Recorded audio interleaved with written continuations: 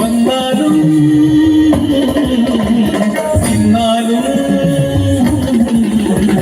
കേട്ടാലും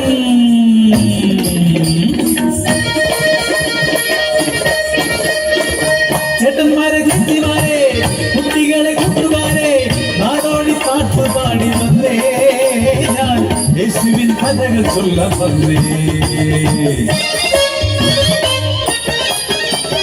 അന്ധനും ബധിരനും മുടന്നുള്ളവനും കൈയും കാലും തളർന്നവരും കുഷ്ഠരോഗിയും യേശുവിൻ വചനം കേട്ടിടുകയിൽ മാറാത്ത രോഗവും മാറിപ്പോകുമേ.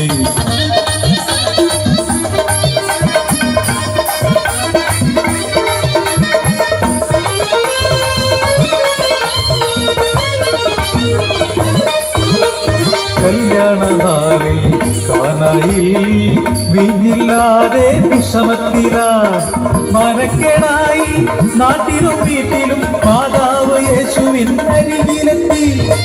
ദൈവപുത്രൻ അനുഗ്രഹിച്ചു ക്ഷണനേരം കഴിഞ്ഞില്ല ഭരണിയിലെ ജലമെല്ലാം വീഞ്ഞായി മാറി നാളോടെ.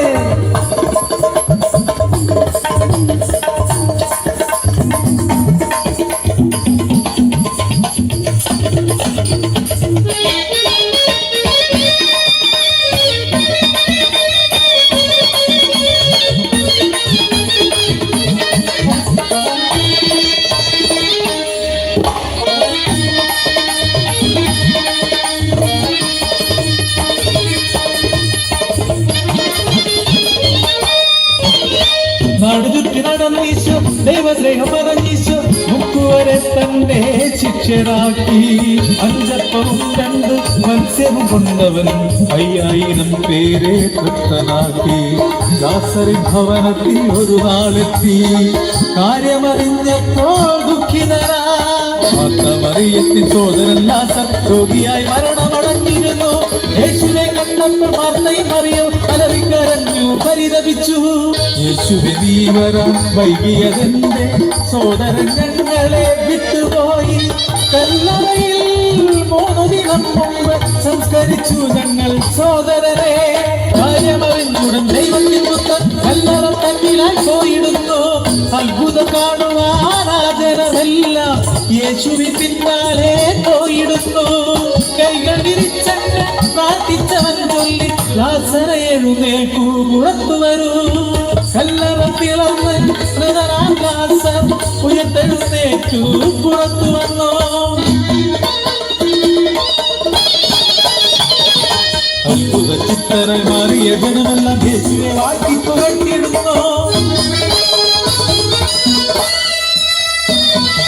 കാരുണ്യവാനവൻ ദൈവപുത്രൻ മാനവരക്ഷകൻ ദൈവപുത്രൻ പാപികൾ നമ്മളെ രക്ഷിപ്പാനായെന്ന കുരിശിൽ മരിച്ചവൻ ദൈവപുത്രൻ.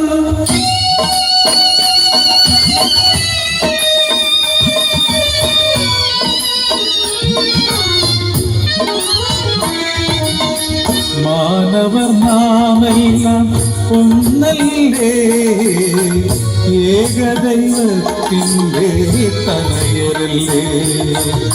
പ്രവാചകരെല്ലാം ചൊല്ലിയതെന്നും യേശുവേ നീ എന്ന രക്ഷയല്ലേ. വഴിയും സത്യവും ജീവനുമായവൻ യേശുവേ